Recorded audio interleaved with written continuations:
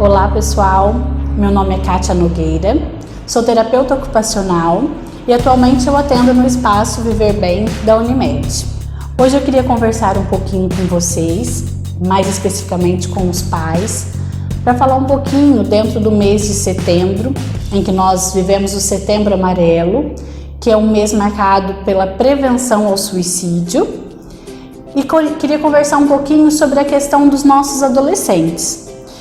Eu atuei desde 2011 até sexta-feira na saúde mental, no CAPS, e é um local que a gente recebe uma demanda muito grande de jovens, de adolescentes com ideação suicida. E nós precisamos estar muito alertas aos sinais que essas pessoas nos trazem. Quando nós falamos em suicídio, em ideação suicida, a gente precisa ter ciência que isso é a terceira causa de morte entre adolescentes no Brasil hoje em dia. E que a maioria, 70% desses adolescentes que pensam ou que chegam a cometer mesmo suicídio, 70% deles têm uma alteração, um transtorno do humor, como a depressão, a bipolaridade. E a maioria deles não tem um diagnóstico fechado. E se não tem um diagnóstico, provavelmente não tem um acompanhamento, não tem um tratamento. E acaba sendo, hoje em dia, uma das principais causas de urgência psiquiátrica nos hospitais gerais. E a gente vivencia, pensando no suicídio, alguns mitos. Muita gente fala que é frescura, que quem quer mesmo se matar não avisa. Mas quando a gente vai ver os casos, quando a gente lê artigos, estudos sobre os casos de suicídio, a gente vê que 80% das pessoas, principalmente 80% dos jovens, eles avisam, eles nos dão sinais. E quais são esses sinais? Como que a gente pode perceber de alguma forma? Então a gente começa a perceber, como sinais de alerta ou como gatilho que a gente fala, que são acontecimentos que antecedem, a gente percebe que eles estão vindo de conflitos familiares frequentes, conflitos em relacionamento, tanto de amizade, como relacionamentos amorosos, término de namoro, briga com o namorado. A questão na adolescência também está muito relacionada à própria autoaceitação. Começam a descobrir, se conhecer melhor na questão de sexualidade. Então, o conflito de será que os meus pais vão me aceitar nas minhas escolhas, com aquilo que eu decidi para a minha vida.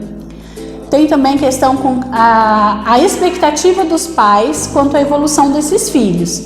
Então, muitos começam a entrar no processo depressivo, às vezes, porque não conseguiu passar no vestibular, ou porque não conseguiu tirar sua carteira de habilitação, ou porque não conseguem o primeiro emprego enquanto seus colegas, seus amigos já estão trabalhando. Muitas vezes não conseguem lidar com a frustração. E nesse aspecto, de lidar com a frustração, é muito importante, pessoal, que a gente estimule os nossos filhos, nossas crianças, desde pequenos, a trabalhar, a lidar, a saber resolver problemas. E aí nós começamos a perceber que esse adolescente começa a se isolar socialmente. É normal, no uso da tecnologia hoje, que os adolescentes passem, grande parte do tempo no quarto. Mas eles ainda têm a vontade de sair, de encontrar com os amigos, de participar de algumas reuniões. Mas a gente começa a perceber que de um tempo, para cá, digamos assim, que esse adolescente começa a não querer se encontrar com os amigos, começa a evitar reuniões familiares, os amigos convidam para sair e ele passa a não querer. A gente percebe também um desleixo, digamos assim, com a questão dos autocuidados. Ou eles param de pentear cabelo, não se preocupam mais com a aparência, com a roupa, ou tem alguns que fazem uma mudança muito drástica no visual.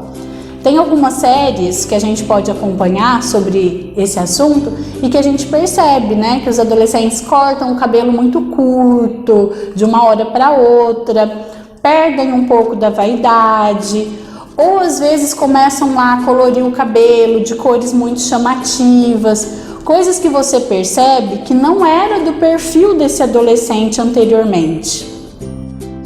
Outra coisa que é importante, né, a gente estar muito atento, a fase da adolescência, como tem a questão da autoaceitação, né, da construção da autoimagem, alguns jovens, alguns adolescentes começam a manifestar, desenvolver transtornos alimentares, como a anorexia, a bulimia. E essas patologias acabam sim levando a transtornos psiquiátricos, como a depressão, por exemplo. E é um indício, é um gatilho, é um fator de risco para a ideação suicida. Outra coisa que a gente tem que ficar alerta, né? A grande maioria começam a fazer rituais de despedidas. Como seriam, né? Então tem pessoas que começam a deixar suas coisas organizadas. Claro, né, que aí você vê seu filho organizando guarda-roupa, nem todo mundo que está organizando suas coisas está se despedindo. Mas quando você percebe que é uma coisa que não era, e somando a outros sinais, né? Uma coisa separadamente não quer dizer, mas a gente começa a observar e somar aos outros comportamentos. Então, começa às vezes a procurar amigos de infância, meio que para se despedir, para fechar ciclos. Então, é um sinal de alerta também. Começa a querer visitar os familiares como se estivesse se despedindo. Você começa a perceber que ele já não faz tantos planos para o futuro. Fala muito no presente ou no passado. Também é um sinal de alerta para nós. Então, falar sobre esses sinais de alerta, por que é importante? Porque nós precisamos hoje em dia, né, até mesmo pensando aí na questão da pandemia, né, a gente está mais tempo em casa, mas ao mesmo tempo a questão da ansiedade tem se desenvolvido muito em todas as pessoas. E a gente acaba, né, por toda a nossa correria do dia, independente do que nós estamos vivendo agora, a gente acaba não prestando atenção no outro. E é o que mais precisa. Por isso que eu estou passando um pouquinho desses sinais para que nós, né, para que os pais tenham a disponibilidade, o interesse, né, de estar mais próximo aos filhos, de conversar, dialogar, de ouvir os seus filhos, de contar um pouquinho sobre as suas angústias, as suas vivências da adolescência. Mostrar para ele que você é o amigo mais próximo, que é em você que ele deve confiar. Porque é muito importante que esse adolescente ele tenha alguém que esteja próximo, que ele sinta confiança, para que ele possa se abrir, que ele possa contar das suas angústias desde lá de começo, para não esperar se agravar, para não esperar que essa ideia abstrata venha se concretizar. E se ele precisa de alguém próximo, né? Quer alguém melhor do que os pais, né? O pai, a mãe. Outra questão importante da gente falar é sobre a questão do mito, que muitos pensam que falar sobre o assunto vai incentivar para que ele aconteça. Quando na verdade a gente precisa, quanto mais a gente fala sobre esse assunto, quanto mais a gente esgota as possibilidades sobre esse assunto, mais esclarecido as pessoas estarão, mais atento nós estaremos. E aí tem algumas perguntas que a gente precisa ser claro com os nossos filhos. Quando a gente começa a observar esses sinais, a gente precisa perguntar mesmo, o que está acontecendo? Você está pensando em alguma coisa? Você está pensando em tirar a sua própria vida? Já passou isso pela sua cabeça? Eu estou te sentindo ausente, como que eu posso te ajudar? Eu estou com você, conte comigo. Então a gente precisa dar esse passo, essa abertura. E quando nós percebemos que nós não conseguimos ajudar, a melhor forma é procurar um profissional. Geralmente o psicólogo, né? E em alguns casos precisa até mesmo do acompanhamento do psiquiatra, para entrar com a parte medicamentosa, para fazer todo um acompanhamento. Uma coisa que eu já percebi na prática, né, quando a gente atende, o ano passado foi um ano, né, que nós atendemos muito crianças, adolescentes, com a questão dos cortes. Então tem muita relação também com o que eles estão acompanhando em celular. Então a gente precisa estar atento, né, ao conteúdo que os jovens, que os adolescentes, as crianças estão tendo acesso, porque tem muito jogo que acaba de uma certa forma estimulando. Tem algumas séries que foram criadas para ser instrutiva e às vezes quando a pessoa já está fragilizada, ela pode acabar estimulando. Então nós precisamos estar atento também a todo esse conteúdo tecnológico que as crianças e adolescentes têm acesso. Não estou falando que é negativo, a gente precisa fazer o bom uso dessa tecnologia. E nós, enquanto adultos, somos responsáveis por aquilo que as crianças e adolescentes têm acesso.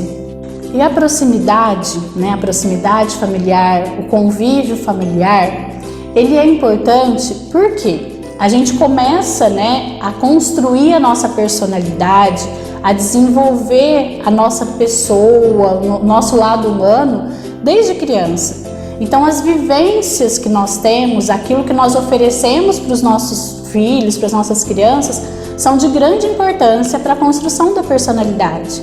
Então quanto mais seguro ele se sentir desde criança, quanto mais nós os auxiliarmos a resolver os problemas, a ser proativo, a ser criativo, nós estamos preparando essas crianças, esses adolescentes para o futuro.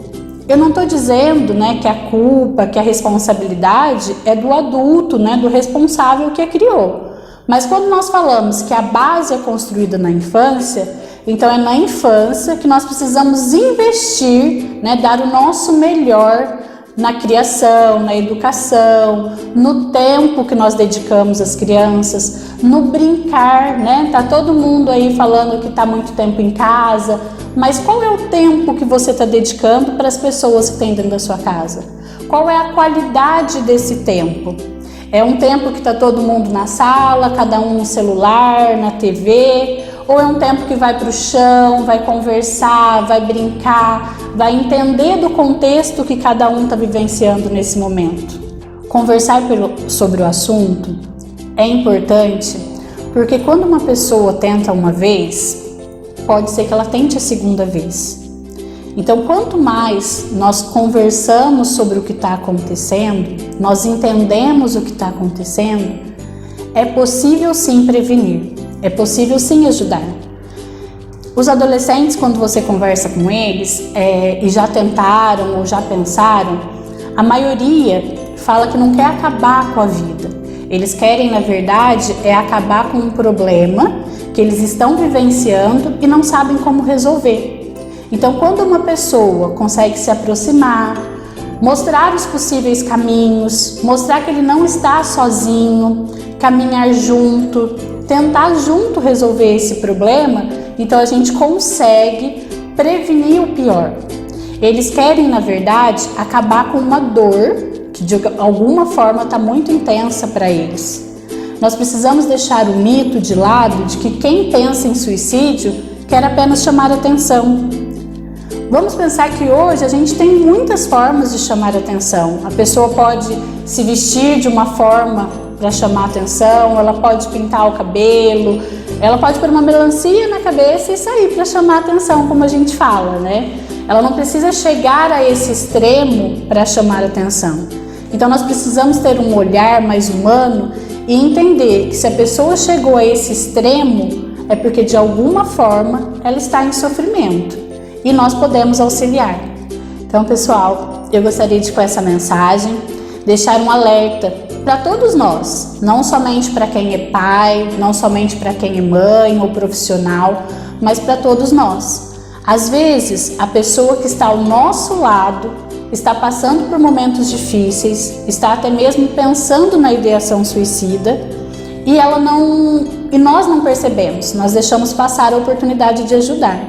Então, um olhar atento, o acolhimento, saber acolher essa pessoa, saber ouvir, porque muitas vezes a gente senta e escuta o outro falar, mas nós não estamos ali de coração aberto, de mente aberta, para realmente ser o ouvido, realmente ser o ouvinte daquilo que a pessoa está trazendo, do sofrimento que a pessoa está trazendo. E para o adolescente, que às vezes está passando por isso, que está passando por um momento difícil emocionalmente, então eu queria dizer para você encontrar alguém que você confie. o melhor seria os seus pais, que são as pessoas que estão dentro da sua casa. Mas se você tem afinidade com alguém, uma pessoa que você confia, que você pode ter acesso a qualquer momento, que no momento de angústia você consiga pelo menos fazer uma ligação, procurar, né, essa pessoa para conversar e se aceitar como você é. Muitas vezes você vai precisar ter a ajuda de um profissional. Não se sinta fraco por procurar um profissional para te auxiliar, mas se sinta forte porque você está reconhecendo as suas limitações e está dando um passo em busca de solucionar o problema. O suicídio, ele não vai resolver seu problema, mas vai te trazer dores possíveis depois, vai trazer dor para as pessoas que convivem com você, para as pessoas que estão ao seu redor e que te acham sim importante.